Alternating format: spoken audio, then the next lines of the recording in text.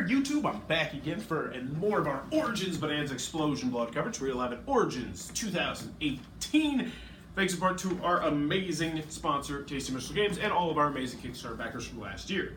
Right now, I'm super excited because I'm going to be talking about one of the upcoming games from Queen Games called Franchise. This is for 2 to 5 players. I believe it's 2 to 5. It says 3 to 5, but I played a 2-player game of it. It's going to take you about 45 to 90 minutes to play, depending on your player count, really.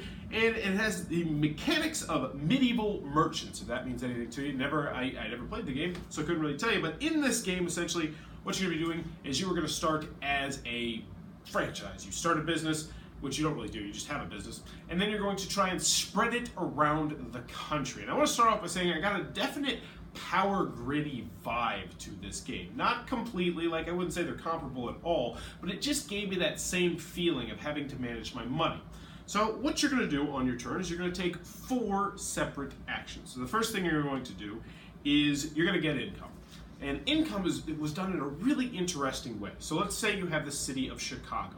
There would be 7 slots on that city of Chicago, and if you build one of your franchises there, you are going to get as much money as there are empty spaces there. So if you're the first person into like New York or Los Angeles or one of the big cities, you're going to gain a good deal of cash from those spots.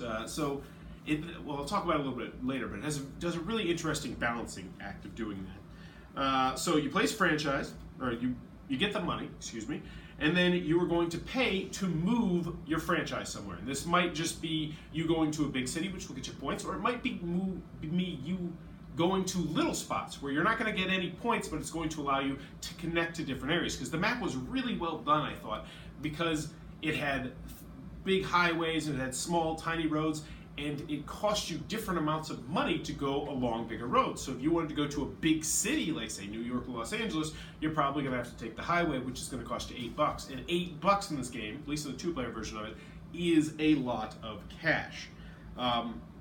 So you place your franchise, and then what you're going to do is reinforce areas, which means you can put more of your restaurants or buildings or whatever they are on locations that you've already started to build things on, because there's actually a big area control aspect of this game. It is primarily an area control game, where you are going to try to have the most in a city, and when you do, you're going to score points for it. But then there's an added element to this where you leave behind the cubes of the people who didn't win, and then there's an overall area majority for the different plots of the map. So like the upper Midwest and you know, the down near Florida and Atlanta and all that area.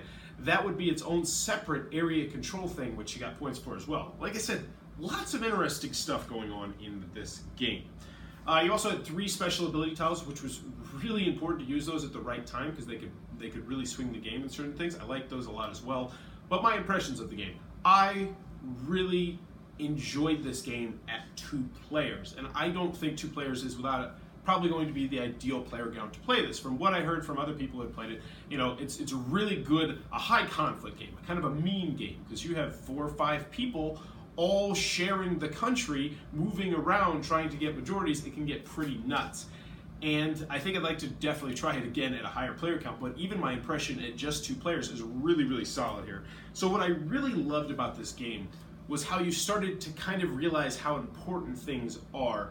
Not necessarily the first time you played it. Like, I feel like this would definitely be a better second and third and fourth time, even though I enjoyed the first time a lot, because you just have a more of a firm grasp of what's going on. But there's a lot of stuff to take into consideration.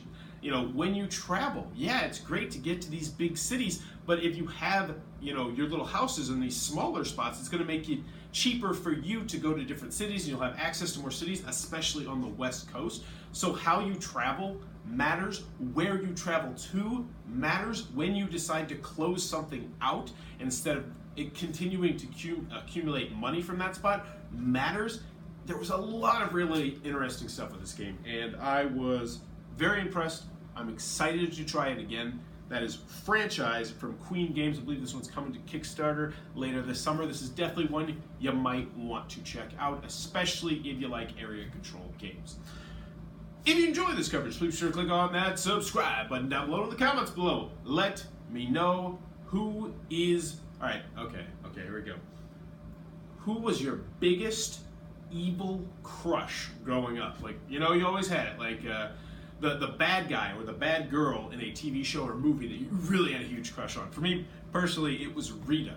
Rita for Power Rangers. I don't know what it was about just her laugh and her annoying voice, but she really got me going. But let me know in the comments below, who was your biggest evil crush when you were a kid? And as always, thanks for your time, YouTube.